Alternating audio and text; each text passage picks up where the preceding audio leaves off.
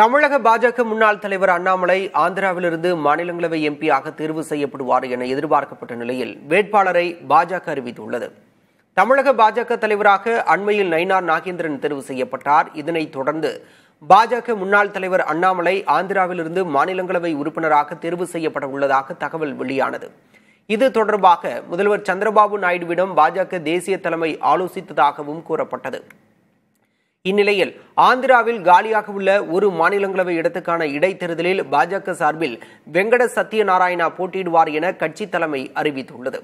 இதனால் ஆந்திராவிலிருந்து மாநிலங்களவை உறுப்பினர் பதவிக்கு அண்ணாமலை தேர்ந்தெடுக்கப்பட மாட்டார் என்பது உறுதியாகியுள்ளது. அதே நேரம் அவருக்கு தேசிய அளவில் முக்கிய பொறுப்பு வழங்கப்பட உள்ளதாகவும் கூறப்படுகிறது.